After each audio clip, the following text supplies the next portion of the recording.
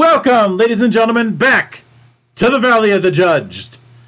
I am your one and only gaming monk, better known as Mildra, and with me as always is my good brother here in the temple, the man of 1,000 runes, the CEO of Zadare Enterprises, and the bane of my fucking existence, good brother Xanatrix.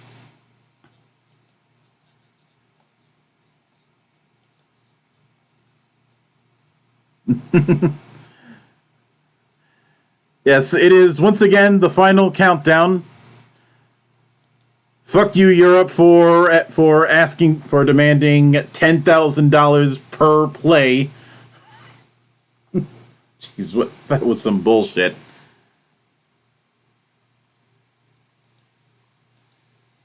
Because I will.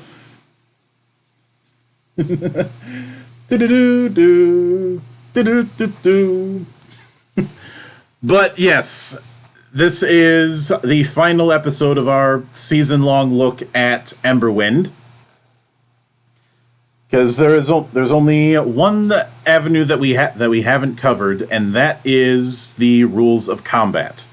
After that, we'll be more or less done. There's a few minor things and the frequently asked questions in the back, but we've never covered FAQs, and I don't see a reason to start.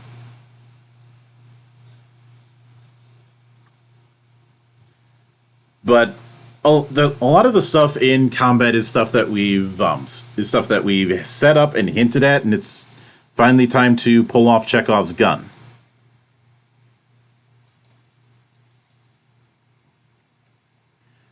So we will be and while Rules of Roleplay was relatively short, this is not going to be. I can assure you of that. And there's going to be some familiar elements to those of you who have played and who have rolled 20-sided dice at least once in your life, or played a tactics RPG for that matter. But not everything is going to be as familiar as you might think.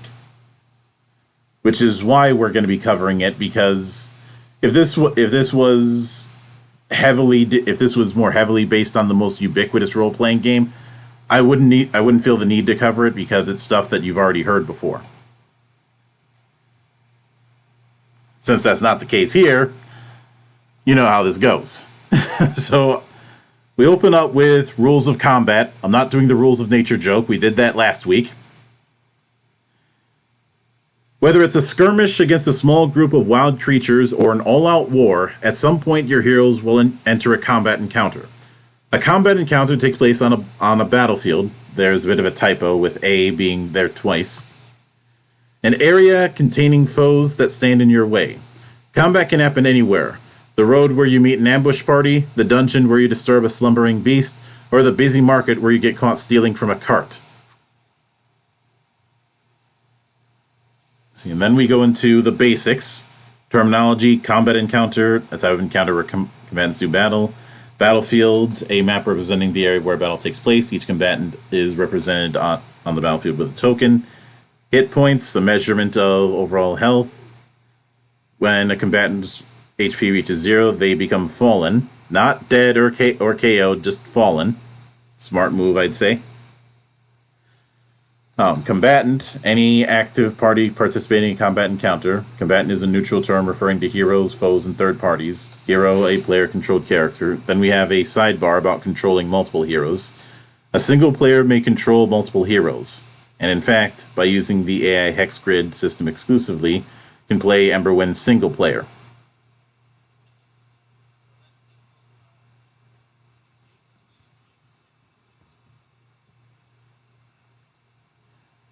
I'd say you can do it, but the only person who I think would be going into this with the assumption of trying to play solo exclusively is people like Under the Mayo.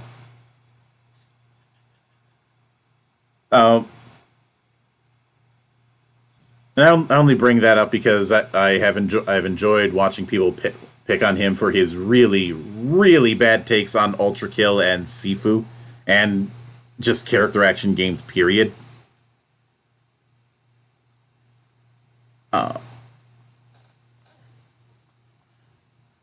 I'll get into detail on his transgressions later on, but Then we have foe, an enemy that opposes the heroes.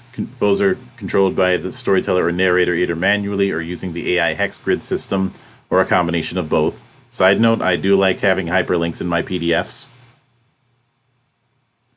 But I'll let you go next since I went through a column and change.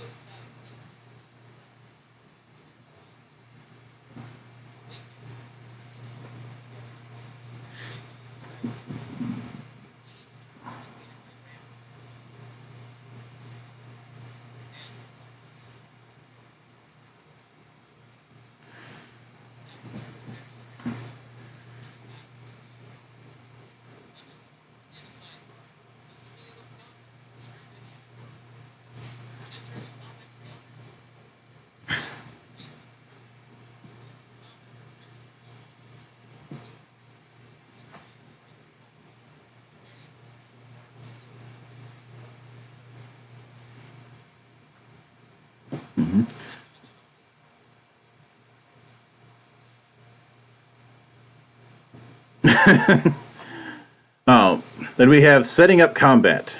Print or recreate the map for your combat encounter to set up the battlefield. Place tokens at the indicated locations corresponding to each combatant. Review combat features and combat flares. Combat features are mandatory special conditions that add complexity and often difficulty to combat. They reflect features of the terrain, field effects, the campaign world, enemy strategies, combat objectives, and other elements specific to a combat encounter. Field effects. Field effects are combat features that are applied to the battlefield and affect all combatants equally. There are two types of field effects. Global field effects. A global field effect affects all combatants no matter where they stand in the battlefield. And local field effects. A local field effect only affects the combatant occupying the marked square in the combat encounter. And then other features. From the presence of a tower you need to protect, to having limited time to defuse a bomb, there can be a variety of features to make each combat thrilling and engaging. Go ahead.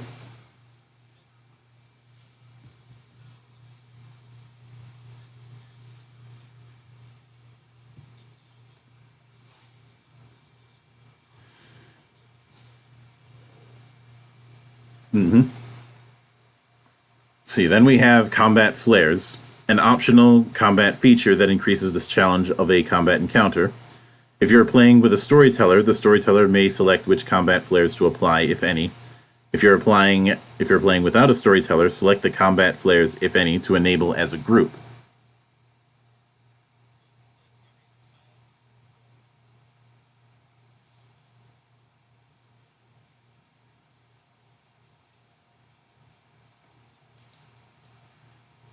I think it's one of those things that can go either way.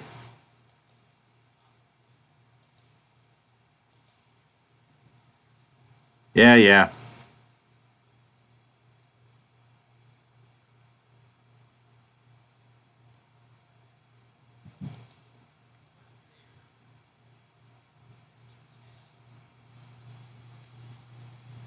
Yep.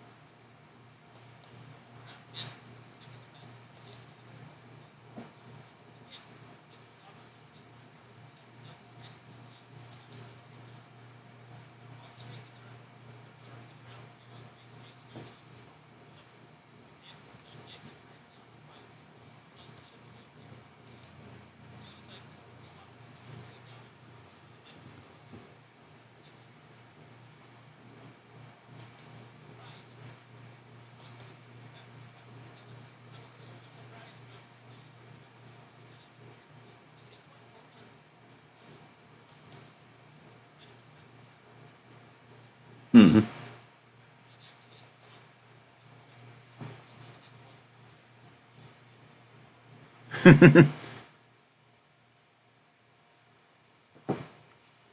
Let's see.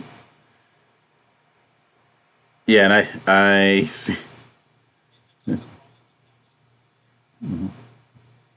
Hmm. Yep. Then run combat encounter. The storyteller or narrator runs the combat encounter until a set of end conditions are met. Simple combats tend to only have victory and loss conditions, where, when achieved, the storyteller or narrator will read the corresponding outcome. In more nuanced encounters, a neutral outcome may occur by achieving a mix of victory and loss conditions. Then we have a sidebar tip. The outcome of a combat may sometimes hinge on more than just defeating all the foes. Furthermore, always consider whether you want to engage in a combat in the first place. While winning may come with rewards, getting into a battle may still come with costs, e.g., injuries to the individual you are trying to protect, expended tide turner charges and items, etc. The game over.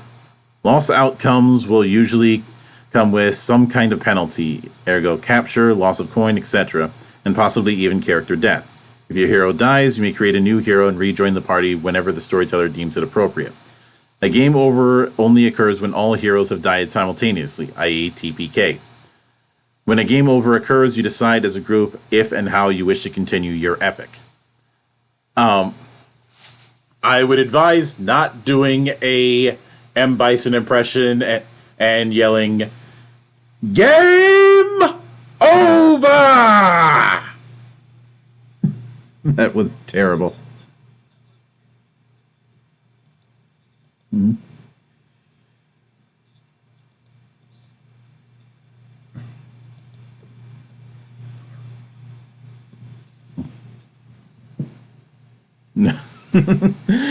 uh, but then we go into hero turn rules, and this is where there's going to be a lot of familiar ground.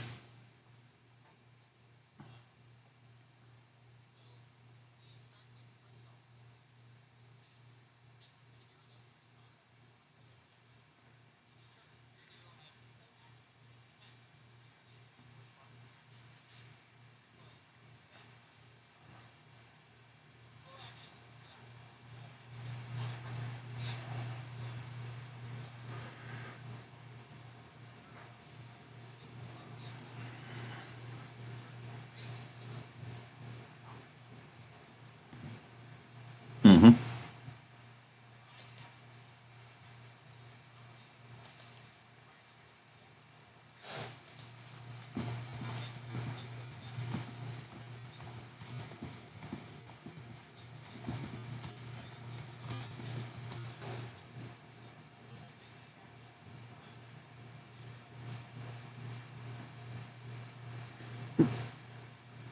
Yep, we start with movement. Movement actions allow your hero to travel around the battlefield. Each square travel counts as one, including diagonals. Thank God we're not doing the no diagonals or that weird ass 5-10 rule.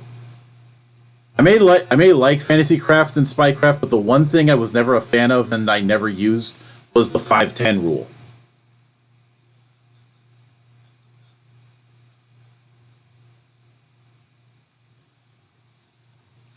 It technically is, but I but it for a lot of players, I think it's tougher to wrap their head around the whole why can't I move diagonally.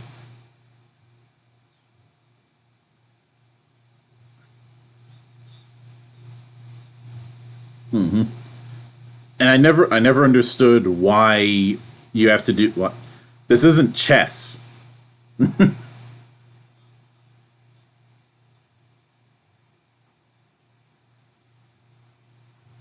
We're not knights in chess. We're certainly not pawns in we're certainly not pawns in chess.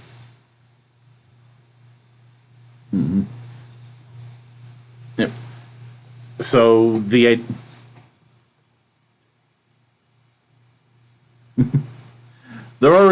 already on our case, and they're already on my case because of the fact that I wouldn't let a bunch of idiots get their way.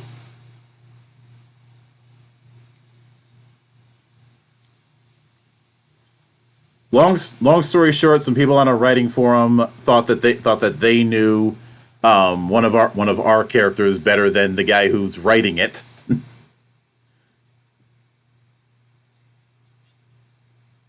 Hmm.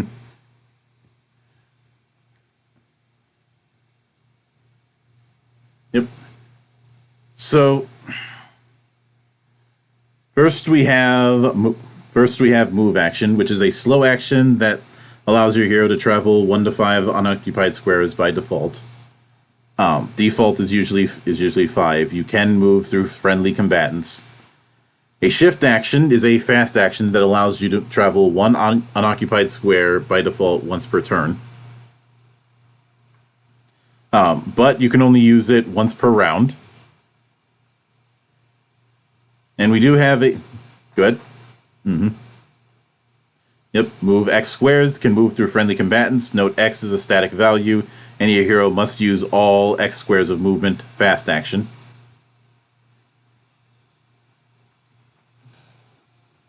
Especially since some of them, like say, I think Archer and Rogue especially, are built around expanding your movement, and this includes your shift. Um,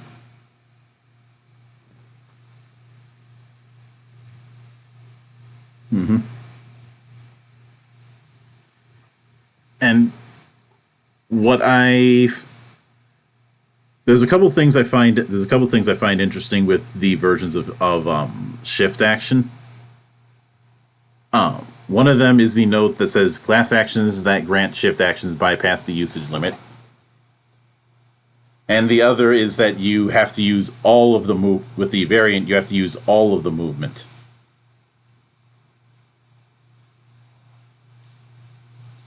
Now, granted, that doesn't matter. That's not going to matter as much for a while because it's just 1 square. But not everybody's going to be stuck with just 1 square. Then we have advanced types of movement in a sidebar. Certain actions or effects will allow combatants to travel around the battlefield in special ways. Non-basic types of movement are not considered move or shift actions. Teleport. Some actions specify that a combatant teleports as part of the action's effect. While teleports... yeah. While teleportation is not affected by obstructions, a combatant may not teleport into an occupied square or to a square they could not target due to cover. See Steps to Determine Line of Sight 108. And we have forced movement. Some actions force other combatants to move as part of the action's effects. All forced movement must be made through unoccupied squares unless otherwise specified. Actions that push or pull are considered forced movement, and the pushed or pulled combatant is moved in a straight line away from or toward the combatant making the action. And we have climb movement and elevation. Raised or lowered sections of the battlefield are labeled as plus minus X elevation, meaning they are X squares above or below the rest of the battlefield. Elevation requires climb movement to traverse. You can shift as a fast action to climb 1 square of elevation, or perform an athletic skill check as a slow action to attempt to climb faster. If you succeed, you may climb 1 to 5 squares. If you fail, you do not move. Then we have falling damage. If your hero or another combatant falls from an elevation, they may take 1d6 piercing damage per square of elevation they fell. The falling hero may attempt an acrobatic skill check to reduce falling damage. If they are successful, they negate up to 3 squares of falling damage. Then targeting an elevation. Actions can only reach targets with a plus-minus elevation difference less than or equal to your action's range. For example, wielding a polearm with 2 range, you may target a foe that is up to 2 squares away from you and up to 2 squares above or below you. I get the feeling that polearm users are going to be really helpful when dealing with flying enemies.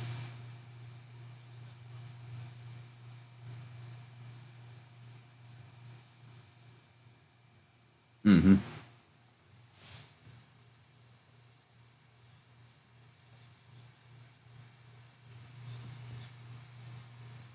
Yep. Okay, better example. Polearm users are the ones who will really abuse having the high ground. And and just as a case in point, did you ever play Wild Arms XF? Remember the Halberdier? Some of his stuff does extra damage when he's at higher elevation.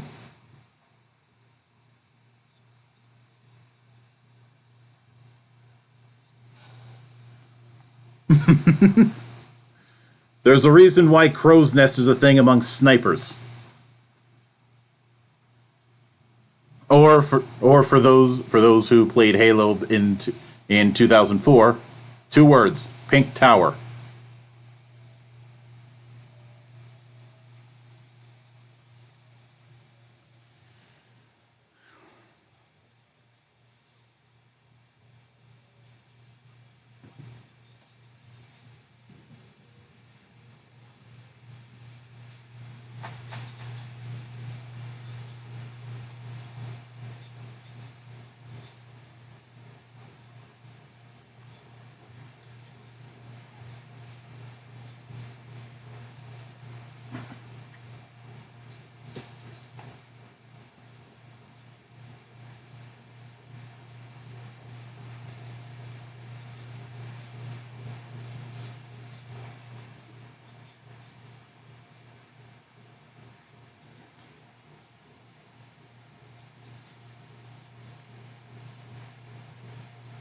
Mm-hmm.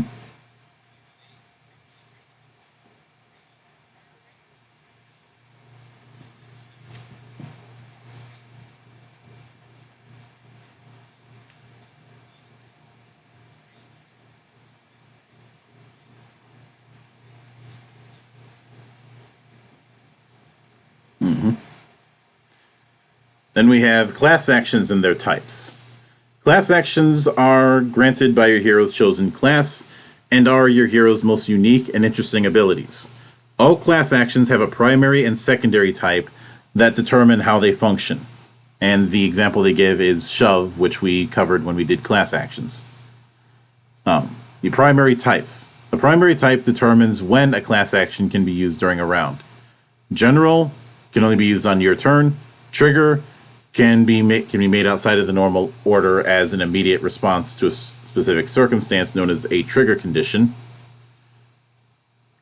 Sustain, an action with the sustain keyword, not only has an effect, but can have that effect channeled across multiple turns.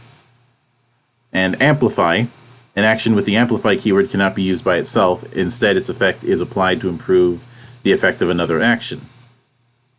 Then we have a sidebar with passives. Certain class traits may be categorized as the passive type and are not actively used in combat. Instead, passive class traits provide a constant bonus to your hero, such as increased statistics.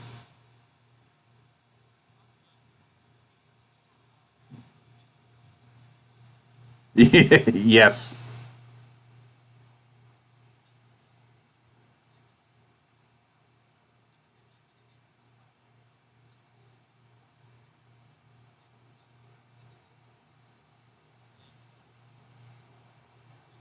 Mm-hmm.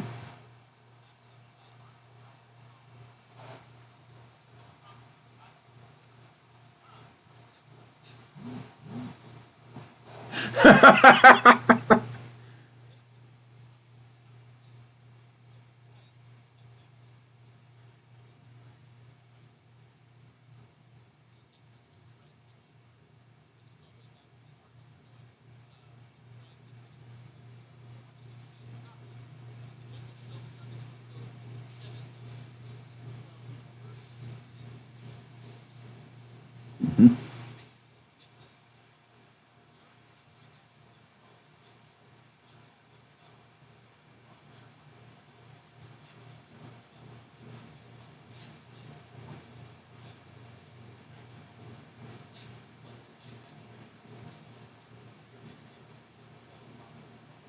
Mm-hmm.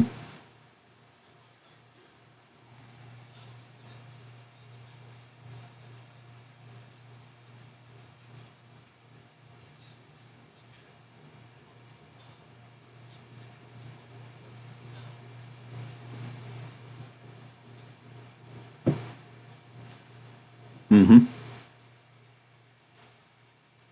Then we have trigger actions. Hope you don't get triggered. Trigger actions are not made as part of the normal turn order. Instead, they are reactionary abilities that can only be performed as an immediate response when a specific trigger condition is fulfilled. An example they use is Snake Blood from the Rogue, which is a trigger exploit action, targets one foe, range is 3. Trigger condition, if a foe targets you with an action. Trigger effect, inflict 2 stacks of poison on that foe, speed is free. And that gives the example. A foe may think twice about striking a rogue with Snake Blood. If in doing so, trigger condition, the rogue could react by poisoning the foe for attempting to attack him. Trigger effect. Each class has its own specified list of trigger actions that are tailored toward their specialties in combat. Trigger actions still have an action speed like all other actions do, which means you will need to reserve enough unused action points from your turn to perform a trigger action before your next turn. Any unused action points do not carry over. And we have...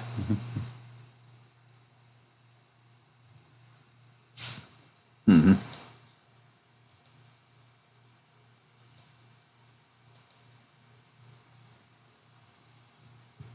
Mm-hmm.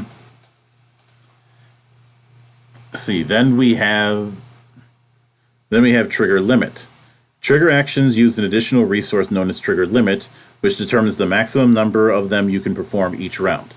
The starting value for your trigger limit is 1, and that value can be modified by a variety of effects.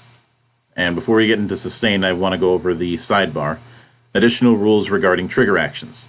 Do trigger actions require cap checks? Trigger actions that include at least one foe as a target require a cap check to hit the foe and have an effect. Can I perform my trigger action before my first turn? Heroes cannot make trigger actions until they have had a chance to restore their action pool. As a result, heroes cannot make trigger actions if they have not yet taken their first turn, unless they earned a surprise round.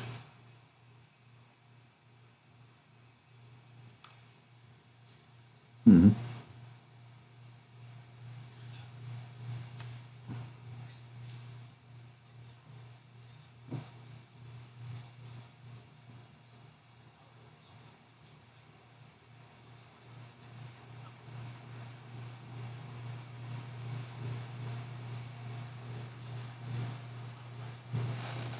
Nope, Druid.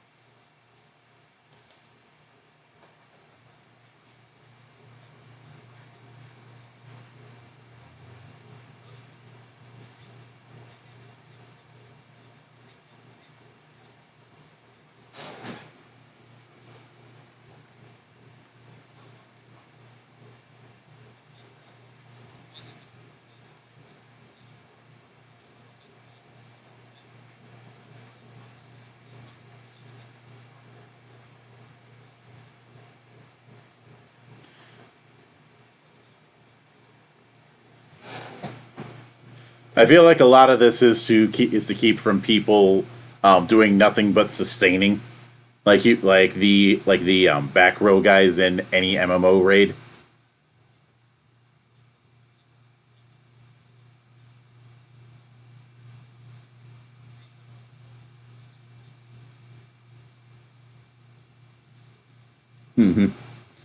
But that's all. As an aside, I should note I've never been a fan of playing healers or buffers in a lot of MMOs because of largely because of that issue. Because at that point, you're not playing an MMO, you're playing an RTS in all but name.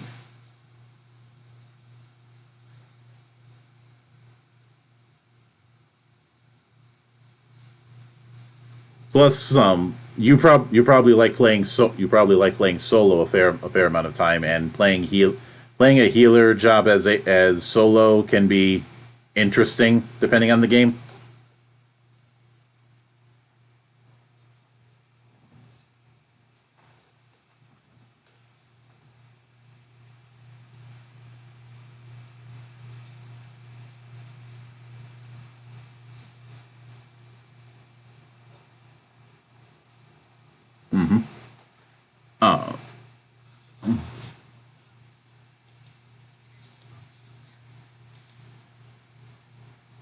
Uh, I'd rather deal with that than deal with the bad wrong fun people.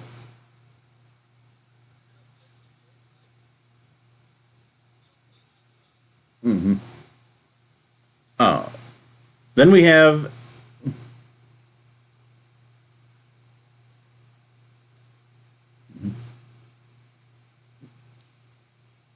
But then we have amplify actions.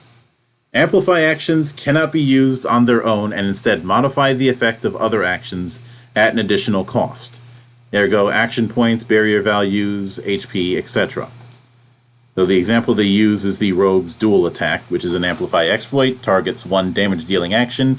The amp effect, when you hit one or more foes with a damage dealing action, deal 1.5 damage to one of those foes once per action, speed is fast. Then they explain it as the example. If a rogue successfully hits a foe with another damage dealing action, they can use dual attack to apply a multiplier to the damage value. Other types of actions, ergo general, sustain, etc., may have amplify effects built into them as well. Actions with a built-in amplify effect can only apply that effect to the parent action. The example they give is Skewer from the Atlanta.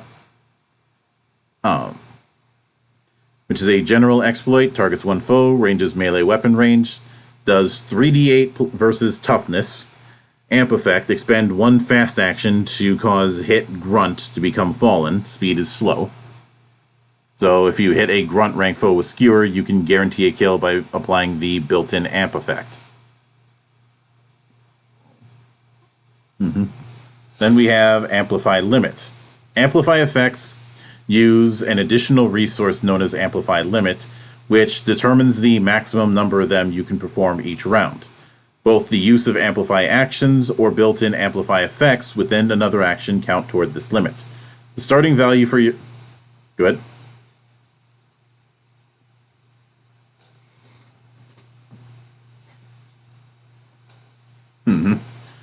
The starting value for your amplify limit is 1, and that value can be modified through a variety of effects. Then we have additional rules. When do you apply an amplify effect?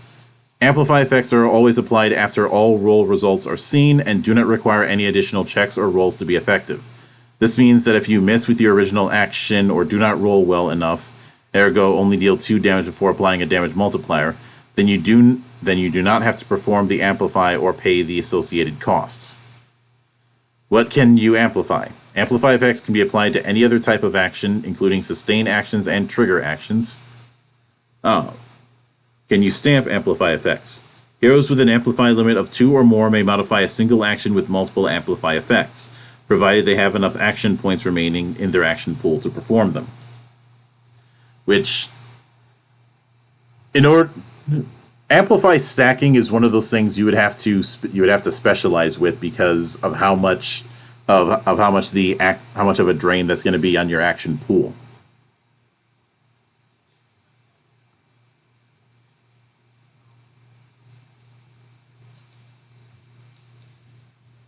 Mm-hmm.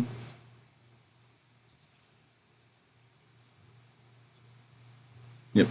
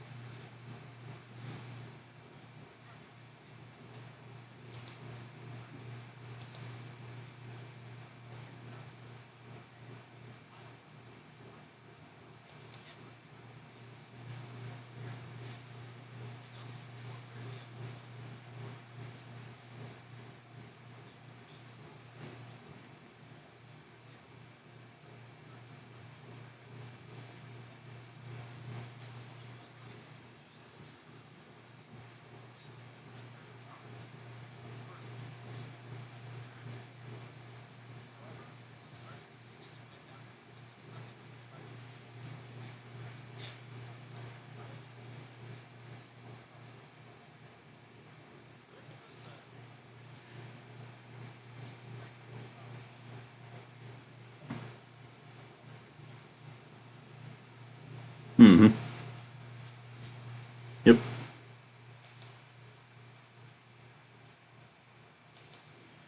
So then we go into action range.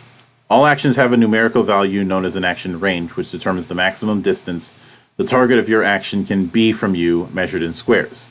Each square counts as one, including diagonals. Actions are also identified by a melee tag or a range tag. Melee actions are performed in close quarters only, whereas ranged actions can be performed in close quarters and from a distance. The examples they give are Earthshaker and Abate. Earthshaker has a range of melee 1. Abate has a range of ranged 5. Earthshaker is from the Warrior, and Abate is from the Invoker. So one of them can only be performed in close quarters, while the other can be performed in close quarters or at range. Then additional rules regarding action range. Can melee actions have more than one range? Many exploits use your melee weapon to determine their action range. Consider wielding a polearm to increase the action range of those exploits to 2. Furthermore, a subset of melee actions may have an increased range built into their effect. Mm-hmm. My action has both the melee and range tags. A few actions have both the melee and range tags, represented by melee/range in their range field. If your action has this feature, it can be performed either as a melee or ranged action. Decide which version you are performing each time you use it.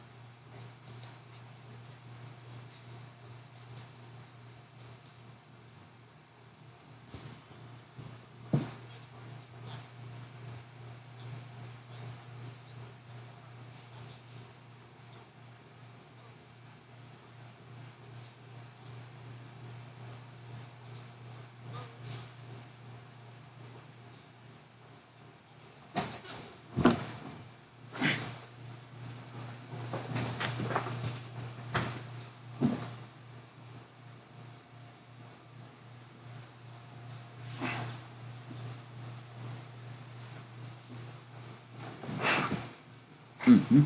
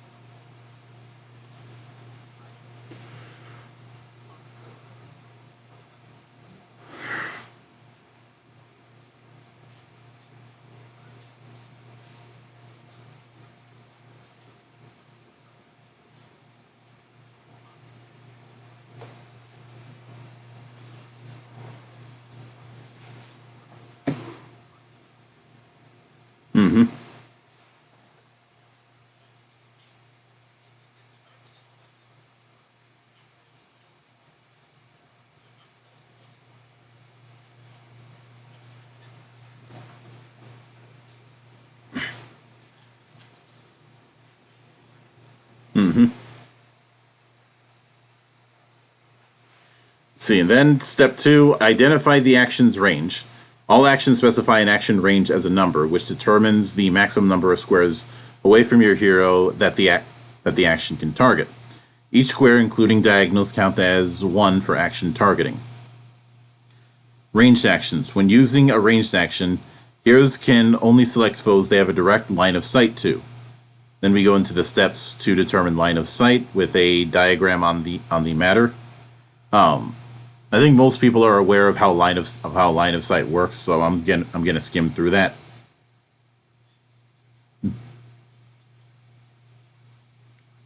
Mm-hmm.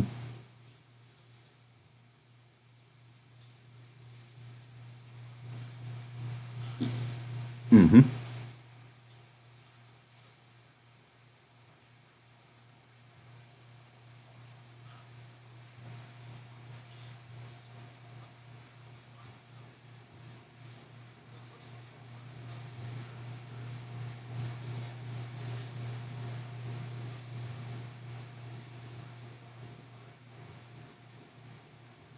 Which does mean you can do the whole shooting from behind cover thing.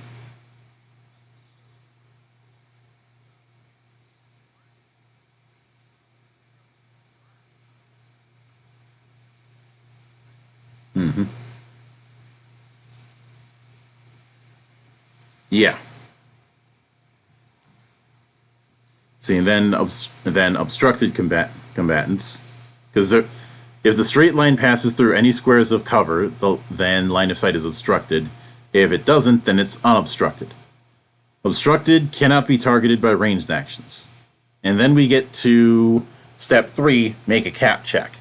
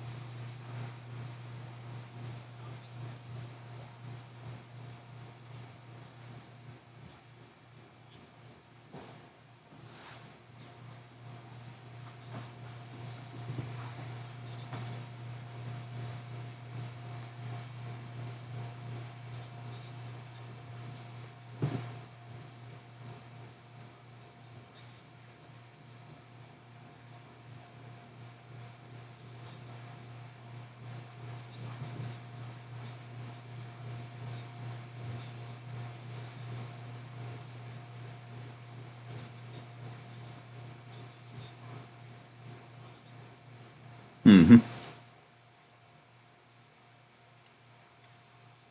Yeah.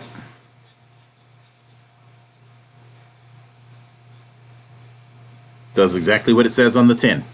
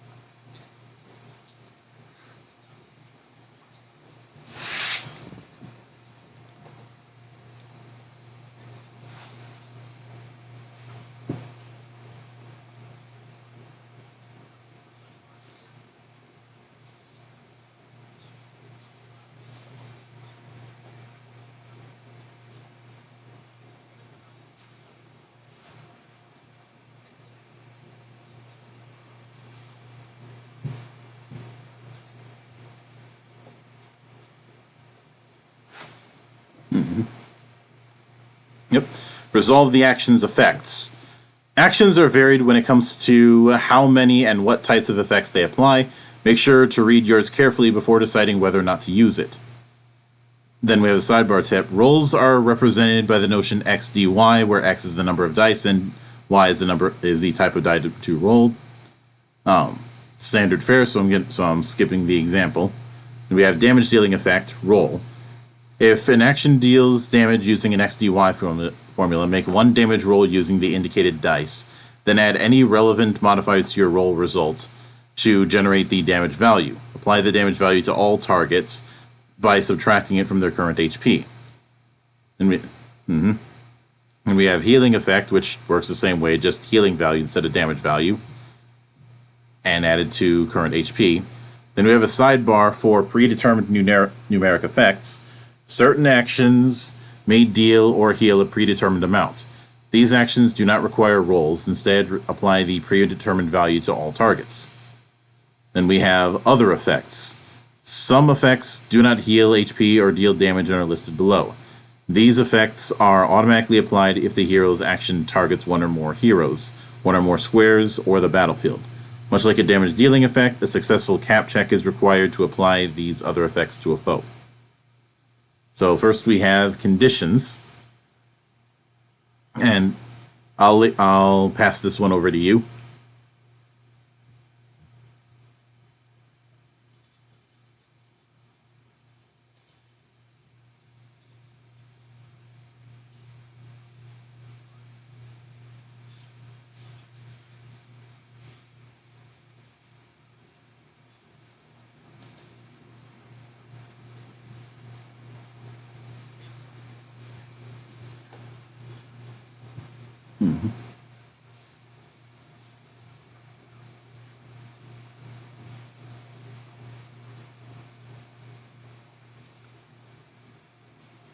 Sounds like we have our equivalent to wounds.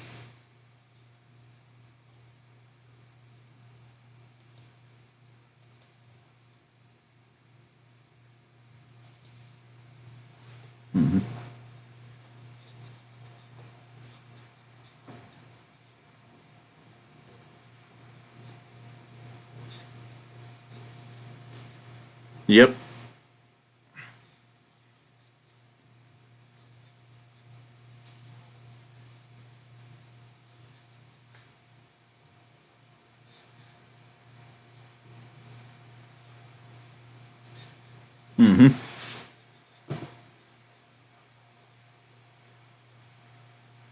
Yep.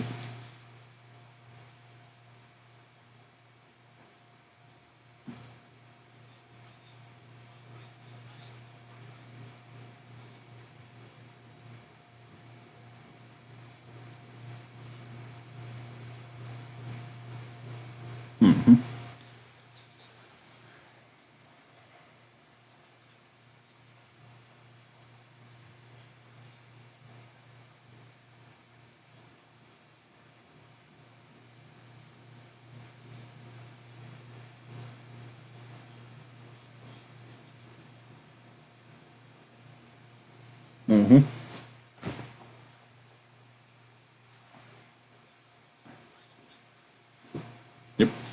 The storyteller or narrator uses the party tracker card available at Rule Set Compendium on Emberwind's website, or a sheet of paper to write down any changes in HP, as well as any conditions and effects the foes suffer as the result of your action. Players controlling heroes track changes in their HP and status on their own hero cards. Once a combatant's current HP reaches 0, that combatant becomes fallen. Then we have an example from the thing. Then a sidebar for current and maximum HP. A combatant's current HP cannot exceed their maximum HP, nor can it fall below 0. Instead, a combatant becomes fallen when their current HP reaches 0. And fallen. A fallen combatant cannot act or be healed until the status is removed by an effect. Note that fallen is not a condition, and therefore condition removal effects will be ineffective. Fallen will be removed automatically at the end of the combat encounter unless otherwise specified by your storyteller or narrator. And then we go into an example hero's turn, which I think this we can skip.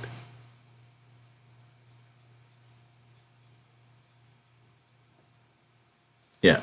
I'm glad that it's here, but we don't need it for our assessment. So we're going to skip that and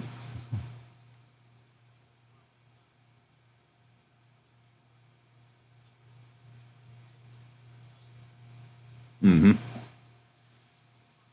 Yeah. So then we go into your inventory and using items.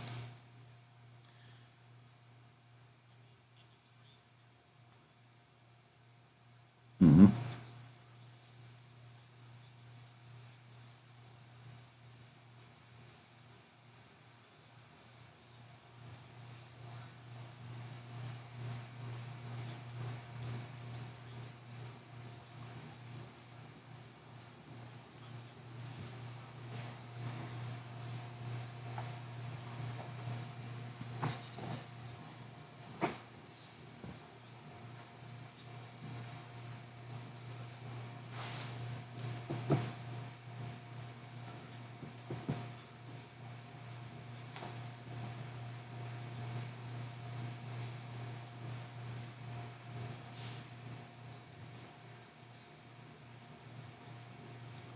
Mm-hmm.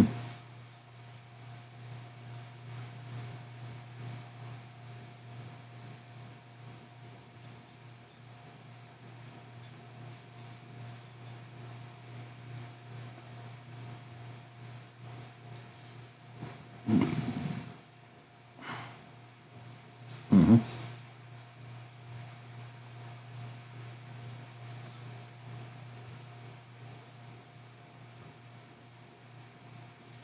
Mm-hmm.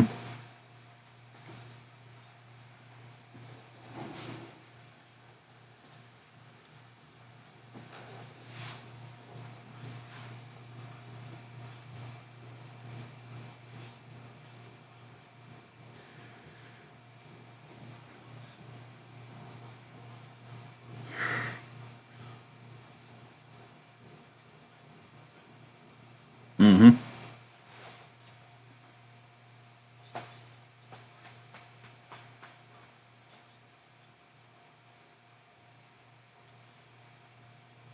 And then exchanging items. Heroes can freely exchange non-keys. Oh, sorry. Jumped the gun a little bit.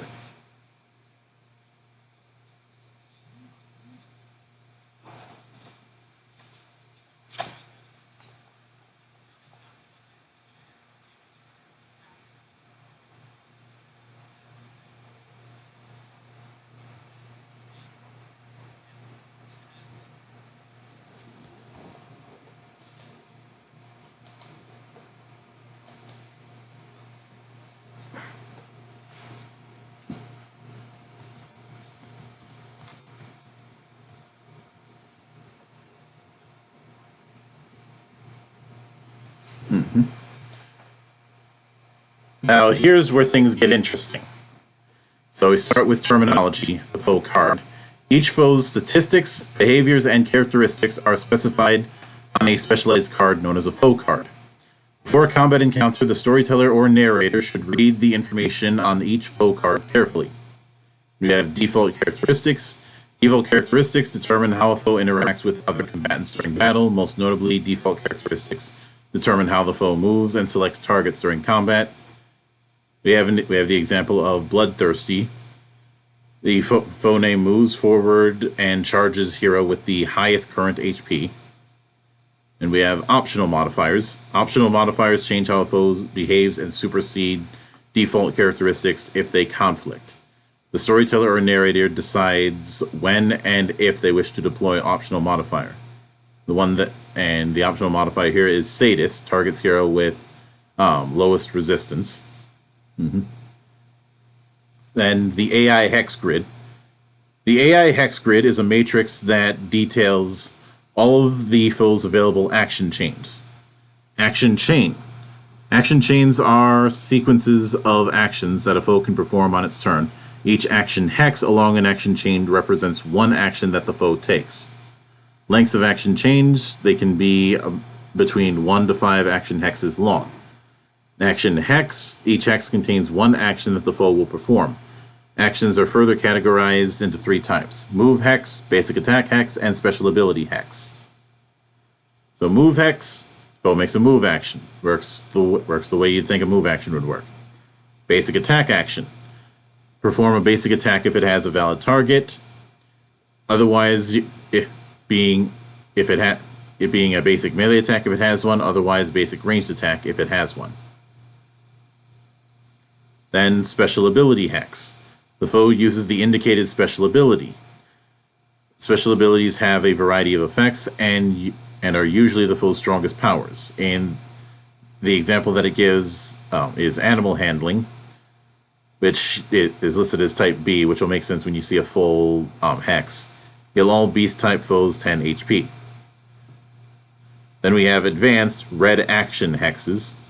Red Action Hexes are only available to veteran foes. Red Action Hexes unlock as combat progresses, allowing foes to learn new actions to create new action chains with. The example they give here is Crack the Whip. The nearest which has the effect of the nearest Beast-type foe to foe name takes an extra turn directly after the end of the foe name's turn. Foe information revealed or hidden. Decide as a group whether foe data is revealed or hidden from the heroes before a combat encounter begins. Playing with the data hidden requires the heroes learn how the foe behaves as battle progresses and adds difficulty.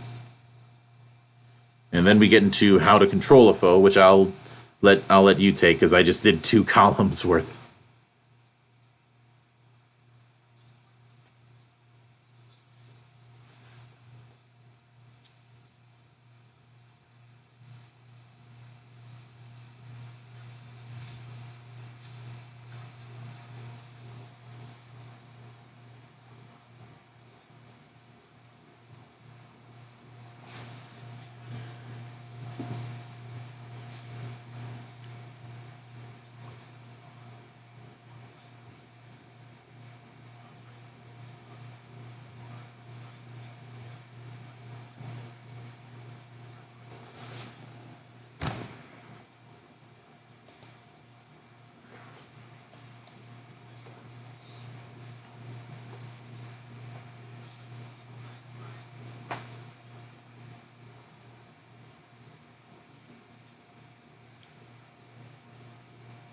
Mm-hmm.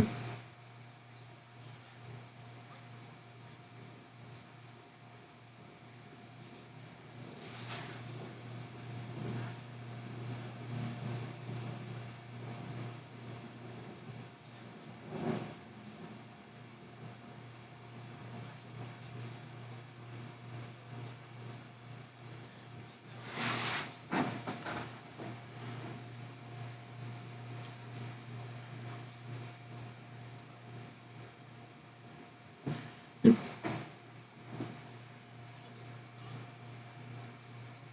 Yep.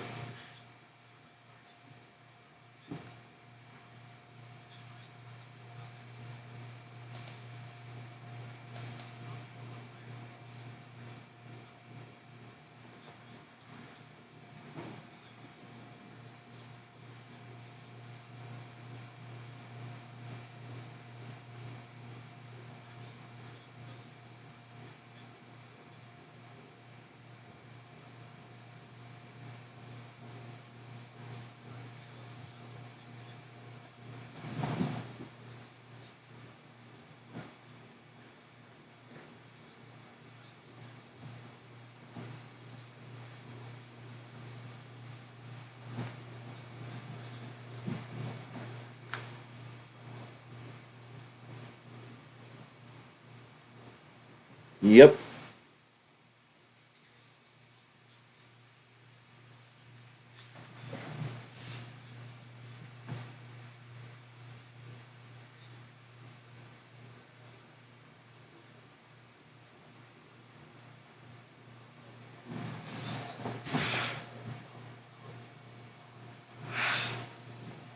Mm-hmm.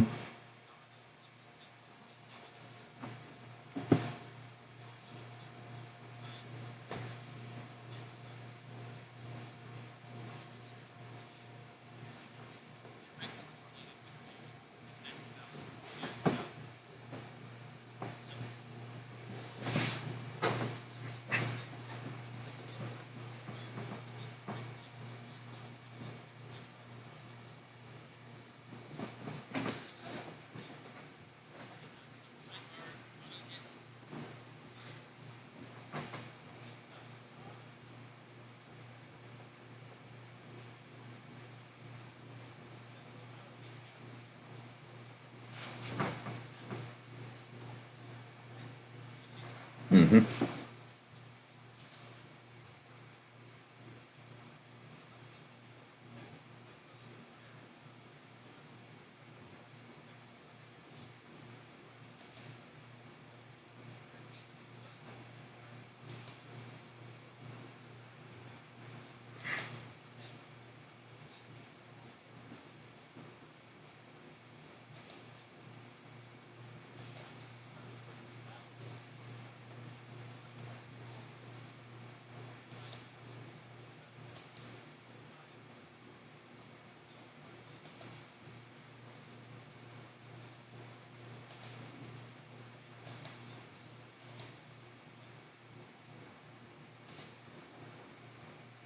Yep. And actions are varied when it comes to how many and what types of effects they apply. Be sure to read that foe carefully to determine what it does. Uh, then the whole XDY thing, which we already covered. And then damage dealing effect, which we more or less covered. Healing effect, same as it was for heroes. And other effects,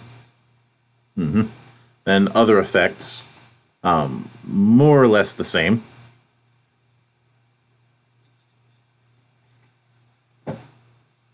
Mm-hmm. Yep. Other effects with additional defense checks. In rare cases, the effect of a foe's action may list a second defense check in addition to the first defense check specified in the name field.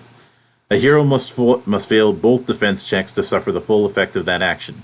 Heroes that only fail the first defense check only suffer part of the action's effects. The example given is Mauling Crush, which is versus Acrobatics or Endurance. So deal 2d10 plus 10 damage versus toughness, then inflict 4 stacks of vulnerability versus willpower.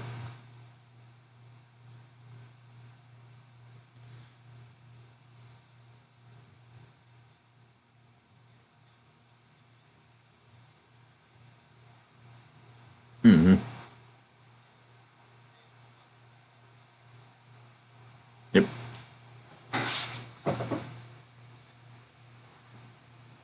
Mm-hmm. Um, I think it's if you fail at one, you take the first. If you fail at both, you take both.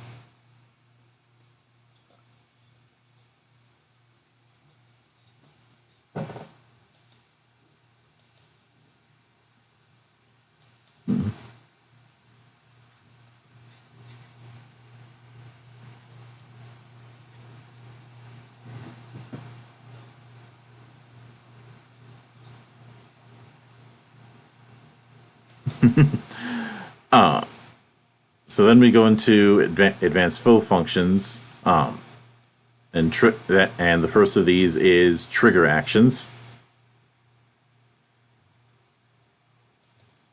Let's see. When a foe's action chains include a special ability with a trigger condition, the foe does not apply that action's trigger effect immediately. Instead, the foe prepares the trigger effect and continues the rest of its action chain as normal. However, if any combatant fulfills the trigger condition before the start of the foe's next turn, the foe immediately applies the associated trigger effect. Activating trigger effects. Each foe's trigger effect only activates once per hex, and only the first time a combatant fulfills the trigger condition. If multiple foes have prepared trigger conditions that are met at the same time, each foe's applies its trigger effect immediately. Then a variant, sequential trigger effect activations. Instead of having all foes apply their trigger actions simultaneously, the party may agree to have only one foe execute its trigger action when multiple trigger conditions are met at the same time, and have the remaining foes hold their trigger actions until the next time the trigger condition is met. And unused trigger actions. Any trigger actions that are not used before the start of a foe's next turn expire and do not carry over. All right, make your trap card jokes. I know you got them.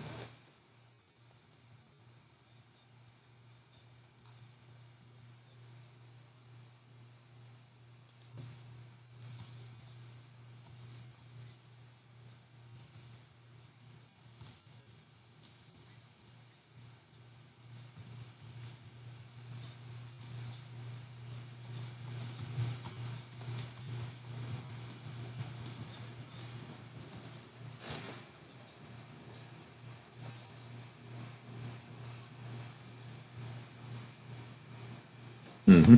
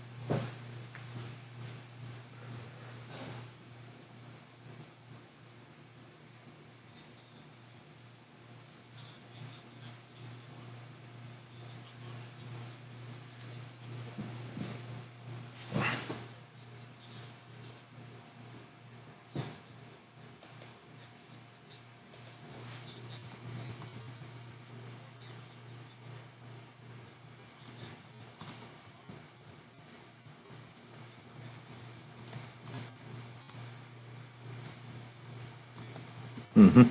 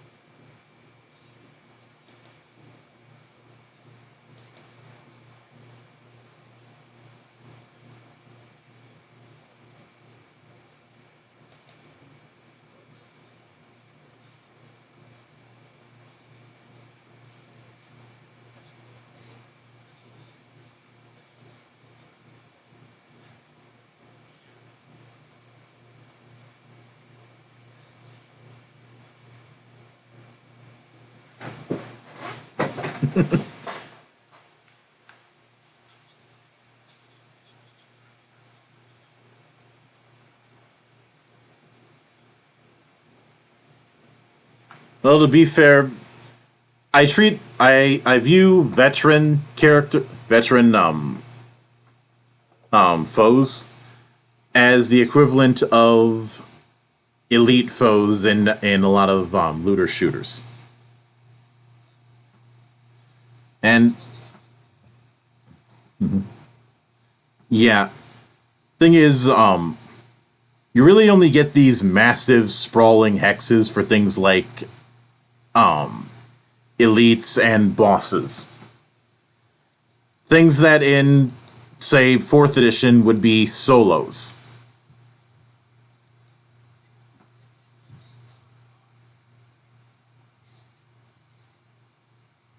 Hmm.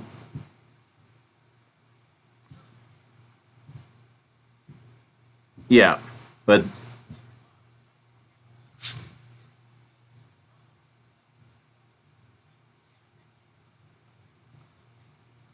and usually the hex grid isn't going to give it.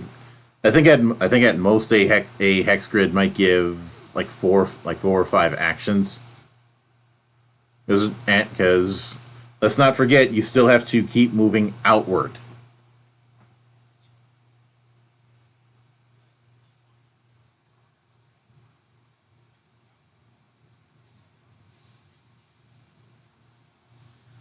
In a weird way, the hex unlocking reminds me of the intent of the escalation die.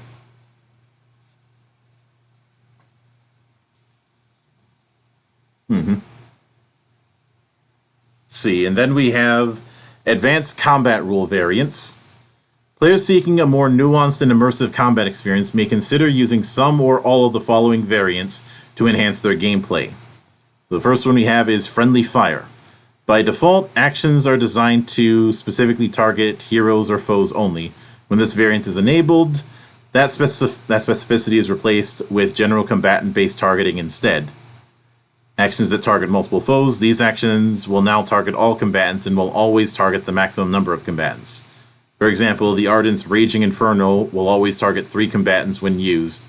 If there are only 2 foes within range, the third target may be another hero. Resolving Friendly Fire. When a Friendly Fire action targets a hero, the attacking hero determines whether the action hits or not using their cap check only, unless the storyteller determines that a defense check is applicable. If so, the storyteller decides which defense or skill value is used to avoid the hit. We have it. I've always joked that Friendly Fire is an oxymoron. What's friendly about getting shot?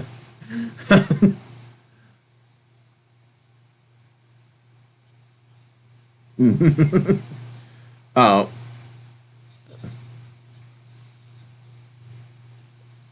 And just remember, the only thing more accurate than incoming enemy fire is incoming friendly fire. Am I wrong?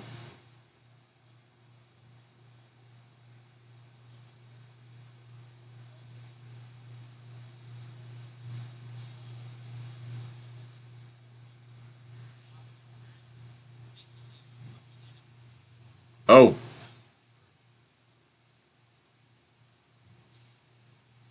Okay, that I didn't. That I didn't know.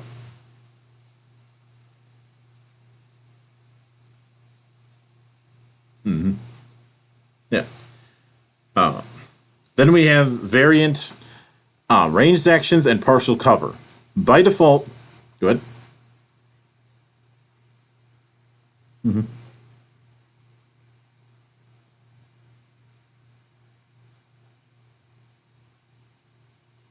Yeah.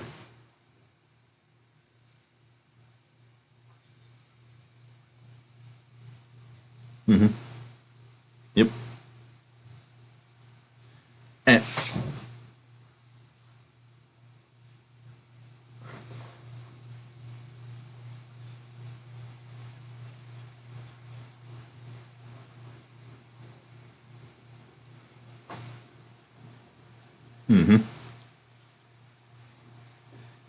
see, then we have ranged actions in close quarters. The good old firing in melee. By default, combatants using ranged actions against adjacent targets suffer no penalties. We have 2 variants here. Variant 1, ranged actions by heroes suffer a -4 accuracy when made against an adjacent target.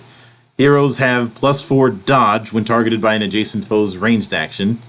Variant 2, all combatants gain the following trigger action, may use it once per round, and as a free action. This trigger action counts as a 7th class action for heroes. We have a... Yep. Attack of Opportunity.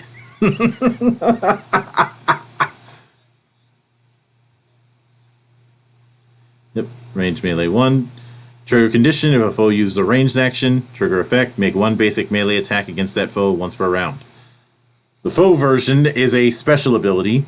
Trigger condition, if a foe uses a ranged action while occupying a square adjacent to this foe. Trigger effect, this foe makes 1 basic melee attack against that hero.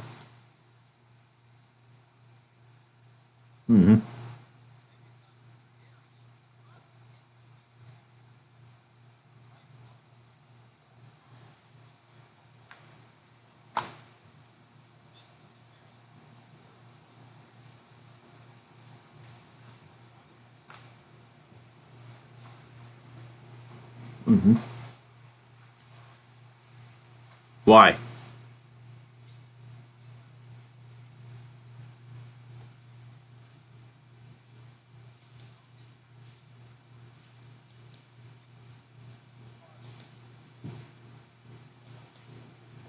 Mm-hmm.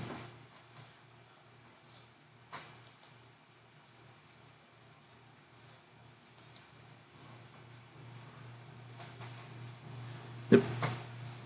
Then we have another variant, manual control. Foes in Emberwind. What? I have control.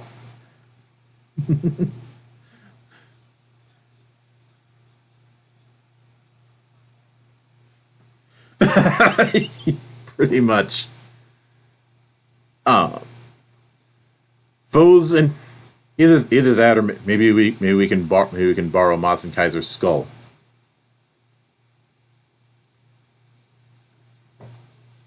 Yeah. Uh, there again, manual control. Foes in Emberwind are designed to operate without the need of a storyteller by utilizing the AI hex grid system. However, storytellers looking for a traditional role-playing game experience may elect to manually control foes or hybridize the two systems instead. For example, the storyteller may choose to only control the boss foe while continuing to operate foes of other ranks with the AI hex grid system. How to manually control a foe. If a storyteller elects to use this variant, do not roll to determine an action chain whenever a foe turn slot comes up. Instead, the storyteller may craft a custom action chain by mixing and matching any actions that the foe has access to. The maximum amount of actions that foe can take during its turn is determined by its actions per turn value listed on its respective foe card. Manual control and veteran foes. If a storyteller uses both of these features, unlock all red action hexes of all deployed veteran foes at the start of a combat encounter. The storyteller may freely select any action the foe has access to when creating custom action chains.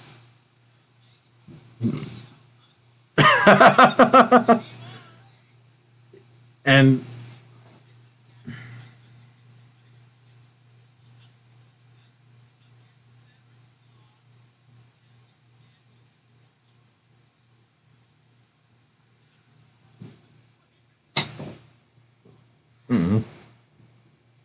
then we have the war variant. By default, small-scale combat encounters, known as skirmishes, require the storyteller or narrator to roll 1d6 per foe when determining action chains. With this variant enabled, the storyteller may exchange variants in foe behavior for expediency by organizing foes into groups.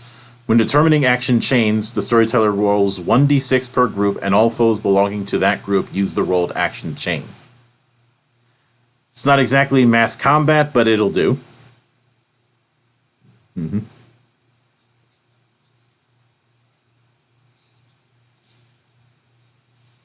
Mm-hmm.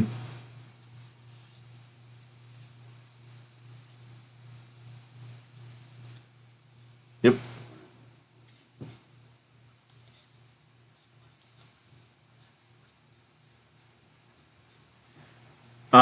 I should note that this table is also tied to the PDF for the hero card.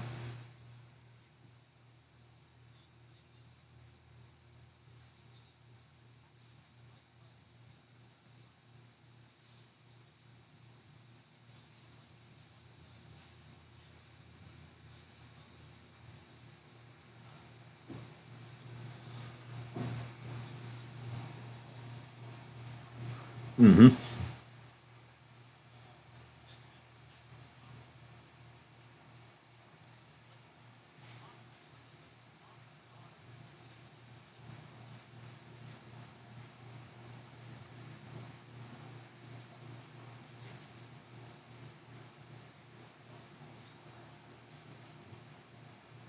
Mm-hmm.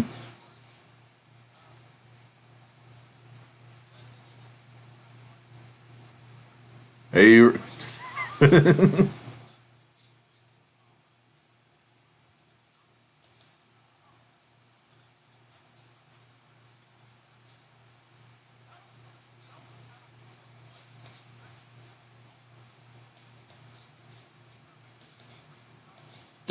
group finds most entertaining.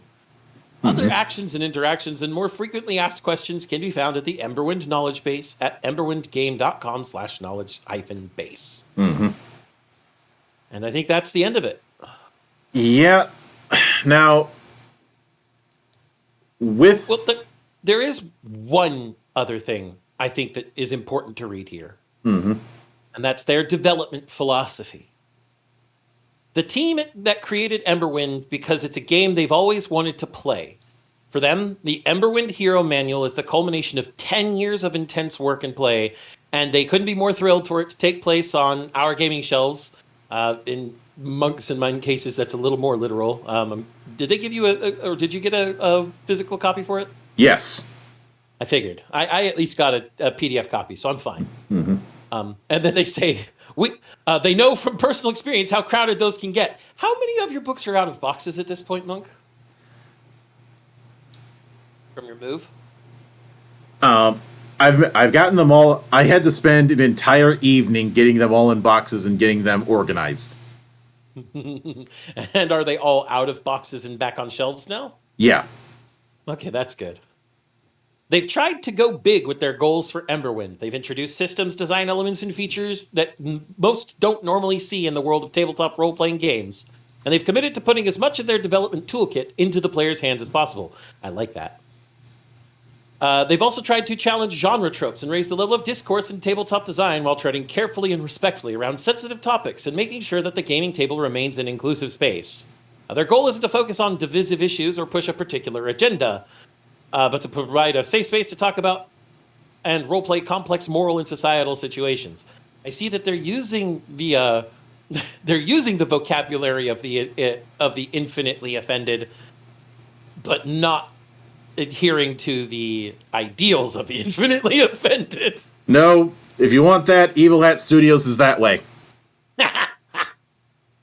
That's part of why they're publishing all of their resources under a live development model. They'll be updating PDF copies of Emberwind Hero Manual as they roll out changes to the game balance and content, making sure that we, the players, are always playing the best version of the game as they learn, tinker, and improve. They're asking in advance for our patience when they get things wrong, and for our help in shaping a better game as their community grows. If we have feedback on the systems or content involving Emberwind Hero Manual, we are always free to contact their support. Again, that's support@nomnivoregames.com, or join their Emberwind community at emberwindgame.com/discord. In addition to updates to Emberwind Hero Manual, they'll release regular updates to their website too, adding new rule sets, modules, foes, and so much more for us to expand our Emberwind games. So whether we're creating heroes to explore the vast mysteries of Axia or creating our own games from scratch, they wish us all the best on our adventures, and they will see us on the gaming shelf. And yes, I actually had to switch around the tenses and person perspectives for all the words in there because they're talking from a first person, and I had to talk from a third person. Mm-hmm. So. And I like including that as well because that feels very important. As an aside, I like how in the credits we have specialer thanks to likely irritated significant others, and extra specialer thanks. Yep. Then it ends with a bit of a thing on the skies of Axia, which is it's the same campaign that Chibi Aurelia had played a while back. You still need to get me into something with her. You said you were eventually going to introduce me to her so that I can finally meet her. Nice save. I didn't say anything. What are you talking about? I didn't say anything. She is on a bit of a hiatus. Oh, that makes sense. Which is planning on doing a re-debut at the tail end of November. I think she's planning on doing a redraw of her avatar. Yeah, that'll be fun. At some point, we'll be able to hook her into doing some Valleys of the Judged with us at some point. Yeah, we'll see one day, maybe. Well, it's not like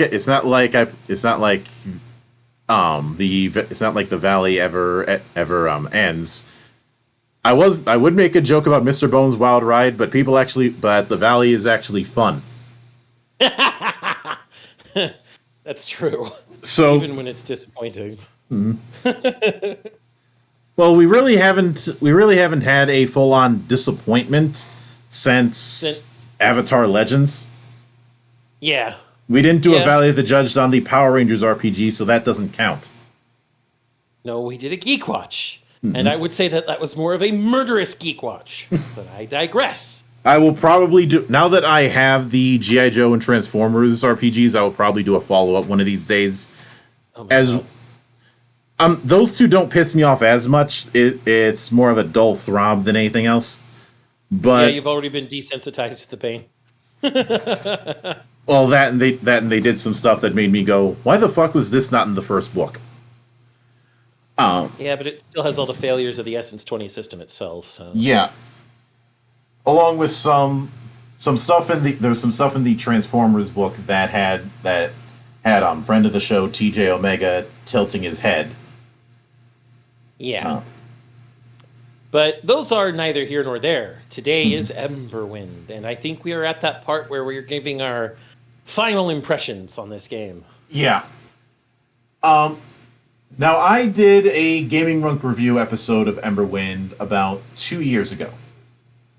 And at that time, I had said that I think Emberwind does a much better job at being a introduction to role-playing games than the most ubiquitous one.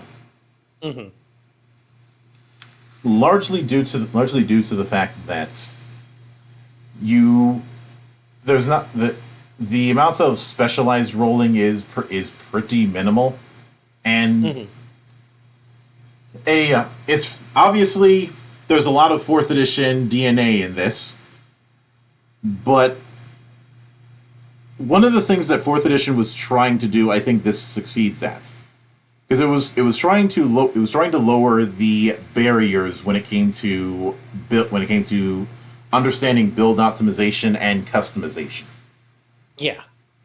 Because while there's plenty of let's consider the optimized build setups that people can do in, say, Pathfinder or 3rd edition. You can certainly do it, but you're not going to be able to grasp that very easily at first. Optimized? There's such a thing? You're dipping in and out of 5 different classes just to get everything you want? People do still argue about optimized builds on Oots and Gamesologist. And Giant in the Playground. Yeah, and maybe the Forge, but I haven't been on the Forge since I was in high school. Do you know the one thing I hated about optimized builds? Even in 3rd edition? No one ever reached the end! You'd say, here's my optimized build, and I'd be like, have you played to level 20 to get that? No. What level are you? 7. How many of these have you dipped into? I see 6 classes. Level 1 of each. Does that get you all the class features that you want? No. That's my point! And of course, failed! We've talked about how even for those people who know how to do it, you end up with the false choice problem. Yes. Which this has none of that. We've discussed at length. And while it might take a bit of getting used to when it comes to the limited amount of actions, I'd say the best way I could describe Emberwind is a happy marriage of elements between Dungeon World and 4th edition.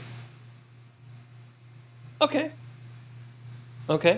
Because when you look at the class actions as moves, as moves in a playbook, I think you can see where I'm going. Yeah, absolutely. I can absolutely see that. A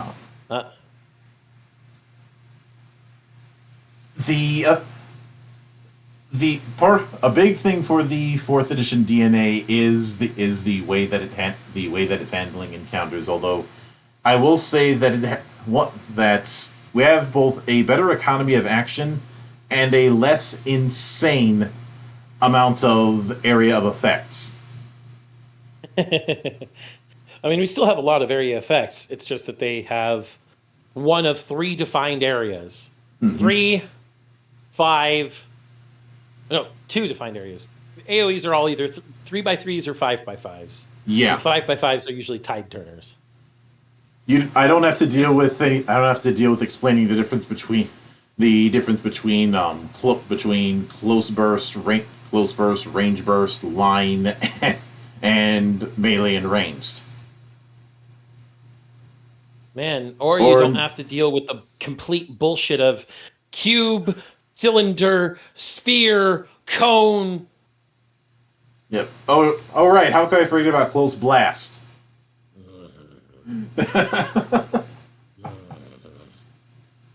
Look, I like 4E, but I'm still willing to criticize it when it needs to be criticized. I'm sure I'd like to play 4E if I'd ever gotten it. Yes, that's my Dinkelberg joke for this. Yeah. But even with all of that, one thing that what I definitely appreciate, the big reason why I say that I think that this is going to be a bit more accessible than the more ubiquitous role-playing game is because of its approach, and moreover, unlike some of the people in every edition of D&D that I've had to put up with, there isn't this aversion to taking ideas from video games. Because the way that those conditions were described, you could easily rationalize it to people who play a lot of RPGs, but especially tactics style RPGs. Yeah, whether that be Ogre Battle, Final Fantasy Tactics, or the absolute crackfest that is Disgaea. Oh, Nipponichi Software, when won't you make a game that's completely fucking insane? The answer is never. Nipponichi Software will always make completely fucking insane games. I have to wonder if they have a part in a budget that is specifically labeled cocaine. I don't think they would label it cocaine, Monk. I'm pretty sure they would label it something like level design inspiration. But they're doing lines, is what I'm saying. Hold on, no. Let me do that better. There's a better one. There's a better one here. Level sequence development, LSD. Okay. Don't get me started on LSD Dream Emulator. Hey, maybe that's what they spent the money on. Who knows? Have you ever... I'm pretty sure you haven't actually played it, but have you seen footage of that thing? You'd be wrong, because I have played it. I used an PSX emulator to do it. Well, obviously, but I think it's especially hilarious that the creator of the game claimed that LSD was supposed to be an acronym. Mm-hmm. I remember. That it's supposed to be an acronym for In Life, the Silent Dream. Sure. That's not at all an acronym for lysergic acid dithylamine. Not at all. Yeah, nobody buys that claim. If they buy it, I have a bridge in Brooklyn. Mm-hmm. But I don't know if you were at the end of your assessment or not with Emberwind. I will say the only drawback that I will say it, and this is one that is being addressed, is for those who are insistent on print only, the way the game is being supported is not going to be to your benefit, and there is the issue of not a whole lot of setting material within the hero manual. Yeah, it is very much the hero manual that we've been going through is very much a player's guide but we don't necessarily have a GM's guide in the traditional sense. We have it in a sense, but this would be a much harder recommend if it weren't for the digital support that Nomnivore Games is doing on the Emberwind site, including a fair few monsters, as well as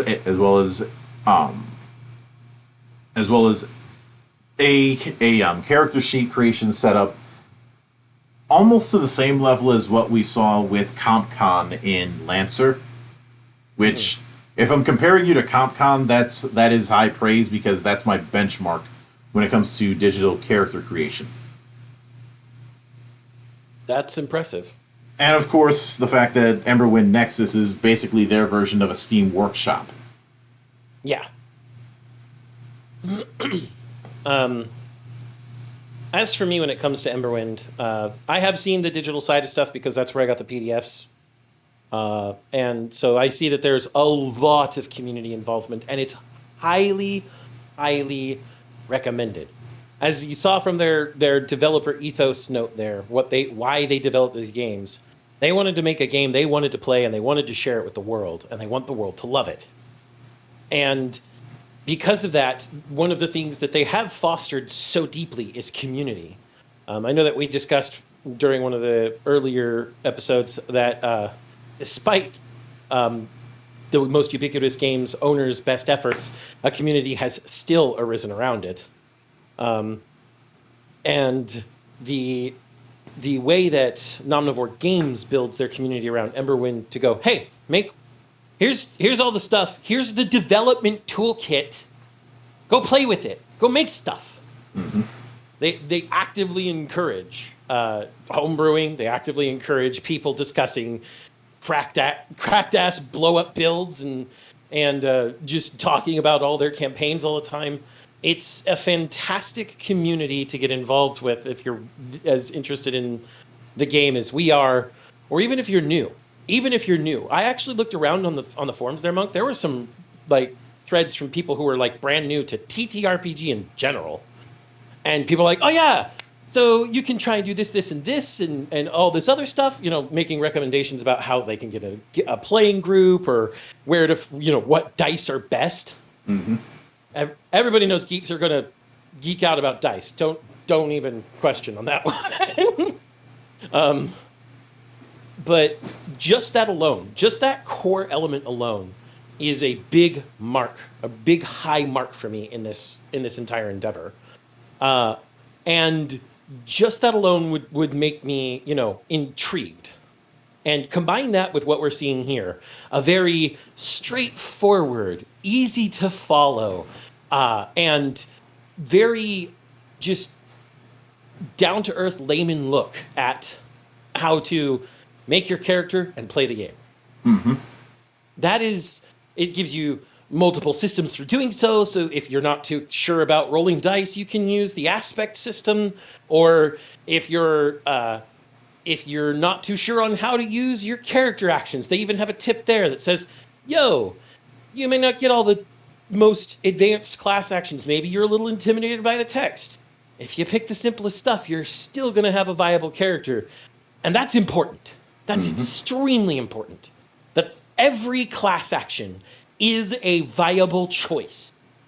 There is not a single class action, not a single class trait, not a single Tide Turner action that will not feel good to use or will feel like an abandoned trap. Mm-hmm. There may be some that are a little weaker than others. We did discuss that.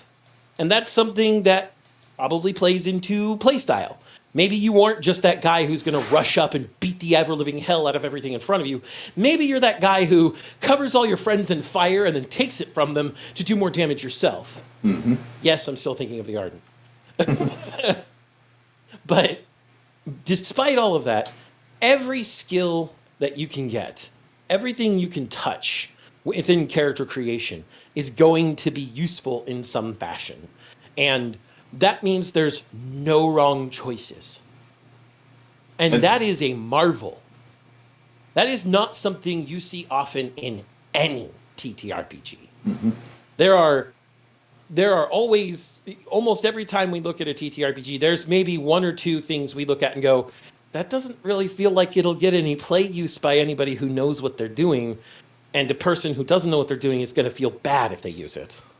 Imagine how much of a letdown it is when you're playing a monk and getting to the higher levels, and congratulations, you unlocked Tongue of the Sun and Moon.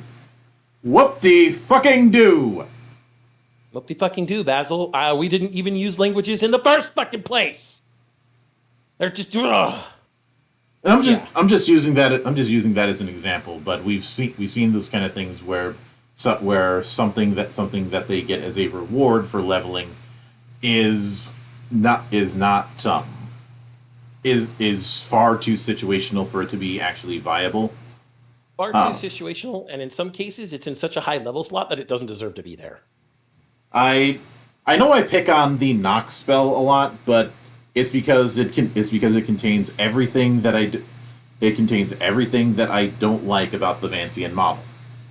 First off, you have the fact that you have it and other spells that are dipping into not only other people's toes, but dipping into the narrative control by a GM. Mm-hmm. You have it making it so that the spellcaster is the star of the show and not letting, say, the thief be the star of that particular show. You have it that you're using one of your limited spell charges on unlocking a fucking door. Mm-hmm. Spell charges that you're only going to get back after a full rest. Don't get me started on that whole bullshit. And the fact that you are completely negating an entire mechanic. Yep. Do you remember when we were talking about shooters and I ranted about the drop shield? Yes. That's kind of the way I see spells like knock. And those are the flip side of what I'm talking about too. Mm-hmm. There are skills that don't feel so good to use, veterans will likely avoid, and new players will feel bad having. And then skills that are so good you cannot give them up no matter who you are, and thus you've got a pigeonholed choice. Mm-hmm. And that's what like knock and drop shields would be like, is a pigeonholed choice. And for those who didn't catch that rant, the issue that I have with drop shield as an armor ability was that it rendered the whole... It was like, what was the point of bringing back the health and armor setup if you can just drop this and then recover your health anywhere? Yeah. Yeah. But with Emberwind, I think I may have only mentioned one or two choices that looked like they could become pigeonholed, and that was on things like the Tactician. Mm-hmm. But I don't think they were too excessive, and I think that's more a case of some of the synergies just being that powerful. I think the worst thing that we said about the class actions is that some classes are going to have a higher floor than others. Yes, and admittedly, that's going to be any class-based system. There are always going to be classes that seem easier or harder to get the initial grasp on. Mm-hmm. On top of that, as we explored here at the end of the book, both the rules of role-playing and the rules of combat, you don't... Like, yes, there isn't a lot of setting-specific information in here, but the hero manual alone gives enough to players to play the game, and there's enough in there for a GM to run a game. Mm-hmm. You could create a game entirely out of custom content, create your own foes and everything, and run a game without any actual specific GM guide. And that's brilliant. Yes, having more information about the setting that the game is made for, or the setting that the game was envisioned in, I should say, having more about that might be more fun. In fact, you might have a lot of fun in the Skies, the Skies of Axis campaign setting. Mm-hmm. And like you said, that's being resolved through all the online information again. Yeah. But the fact that it isn't necessary, the fact that you can just have that stuff base amount of stuff to just run some skirmishes or something. Maybe your players just want to play a fucking meat grinder. Maybe they just want to go through, combat encounter after combat encounter after combat encounter. You can do that with just the hero manual. You can do that with just the hero manual. Even then, it's not necessary. You do have the rules of roleplay. You could have an entire session of roleplay stuff if you really wanted to. And that is that sort of flexibility, that sort of strength of vision, I guess is the best way to put it, is something that leads that intriguing concept from looking at the online community that I have to combine with the brilliance of the hero manual alone. I don't think I can give this any higher praise than to say I want to play this as much as I want to play Heavens and Heresies. Mm-hmm. And that is the highest amount of praise I can give it. Yep. I mentioned this a couple times, and I've also mentioned this on the Discord. But I am in the process of developing a custom class that I'm calling tentatively the Martial Artist. Now the primary reason the original reason that I had for building this class is because I felt that there wasn't enough martial art. The spiritualist is supposed to be the answer to the monk, but I felt like there wasn't enough monk in there for me. So my idea was to go with the martial artist because, let's be honest, most people who play martial arts don't play for the quasi-spiritual stuff. Or don't play a monk, don't play for the quasi-spiritual stuff. They play for kung fu fighting. Everybody was kung fu fighting. And I can agree to that. Because of taking a cue from the martial artist in Fantasy Craft, which did a similar thing where there's the quasi-spiritual stuff with the monk, and for those who want to just get to the fisticuffs, there's stuff like the martial artist. And I'm currently in the process of developing that with the motif that your choice between focusing on trigger, amplify, and sustain exploits, each is going to vastly determine your playstyle, and I'd used as a bit of a stylistic template the Master of Many Styles archetype for the monk in Pathfinder. Or, I suppose another example of what I'm shooting for is the Spirit Monk in Jade Empire. Mm-hmm. And a bit of that was putting in an aside of how to reflavor the weapon list into unarmed styles, because everybody's going to have a melee and ranged weapon in Emberwind by default, but those kind of weapons may not fit the class fantasy, depending on how somebody wants to interpret it. If they want to interpret the class fantasy as my weapons are these fists and feet of mine, then giving them a mace or a spear wouldn't quite fit. Normally I'm against reflavoring, but the approach that I decided to do is there are certain martial arts styles, more supernatural martial arts, that are sustain actions. Your mundane martial art is essentially reflavoring the weapons. I had written some real world martial arts to use as equivalents, but I'm thinking of instead going with using the 5 Hellenistic elements instead. Mm-hmm. Just so I can leave room for characters who want to design in-universe martial arts. Of course.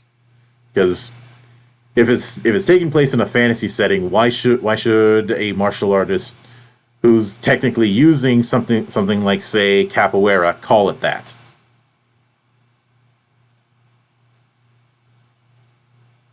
That was my mindset. Yeah. Plus, you and I are very familiar with martial arts manga and wuxia, and there's always a certain school. Mm-hmm. Always that one school. Mm-hmm. So that's something that I've been working on the side, and the folks there have been pretty supportive on that front. But I will I will note a couple things. The card based resolution in rules of roleplay, that would be tricky to implement on a virtual tabletop. Not saying it's impossible. I've worked with playing cards on virtual tabletops before, but it is tricky. And incidentally, that's the reason why, even though I want to run a Dragonlance 5th Age game on something like Roll20 or Foundry, I haven't because of the card management thing. Plus, I don't relish the idea of having to scan all the Dragonlance cards myself. Yeah, that'd be a pain in the ass. Especially since it's not like the Fate deck in Dragonlance is not like a standard playing card deck.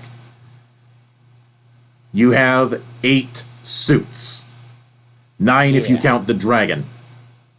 Yeah, that's a lot. That's a lot. Mm-hmm. Now, granted, fortunately there's no face cards. Fortunately. But that is still a 90 card deck. Mm-hmm. But the only other thing is subclasses, which subclasses aren't necessary, but they do add some interesting things. And again, the only reason we didn't cover subclasses here is because I'm waiting for there to be at least one that's associated with each class. Even though, technically speaking, you don't have to be, say, a warrior in order to have Elysian Legionnaire as your subclass. Mm-hmm. All that subclass does is just give you a whole new group of actions that you can pick from, even if the rule of 6 still applies. In fact, I think Derek encouraged at one point people going with subclasses that didn't match, just to see what sort of crazy things come out of it. Mm-hmm. It'd certainly be interesting for some, because one big thing with the Elysian Legionnaire is lightning. But I will say that it will be interesting to see how Emberwind develops. I know that they have a lot more than just 9 subclasses planned, and so far there are 2 major campaigns that can be done. The Skies of Axia, which I have, and Wailing Song, which I don't. Along with there's also these little minifics in their DLC Roundup series of PDFs. So it's not like this is some shit or get off the pot thing when it comes to campaign setting. It's there. It's not in a full on book, but it is there.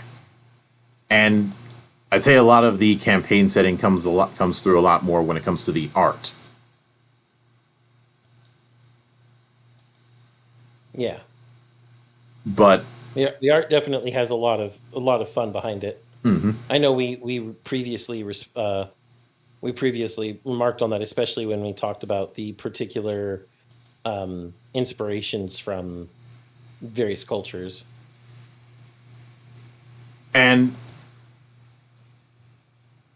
that's why if I'm using my old format, this is Emberwind is still getting strongly recommended.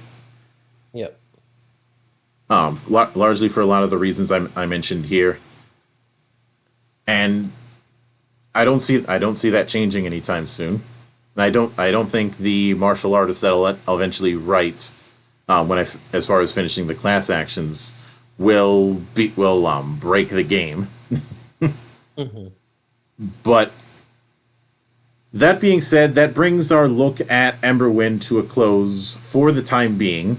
There is obviously always the possibility that we return for character creation shenanigans or something else, especially when we we have enough subclasses. But of course, that does not mean the end of our journey through the Valley of the Judged, because we've got two things in the pipeline next week. The first, on the 28th, is going to be a look at Dragonbane, or Drak och Demoner. That's really bad Swedish, I apologize. No, it's Swedish. Which is considered one of the earliest homegrown games in Sweden for the longest time, and it's getting an English translation and a relaunch through Free League. And as a historian, I figure taking a look at the quick start is something that we should do. Mm-hmm. And on Friday, we will be continuing with our next season of Valley of the Judged. This time around, we will be covering Vincent Baker's Otherworlds RPG, which, full disclosure, Baker is somebody I've had back and forths with, and he is a good guy. I did back the game on Kickstarter twice, because the first Kickstarter failed, the second one was a success. And he truly believed, people.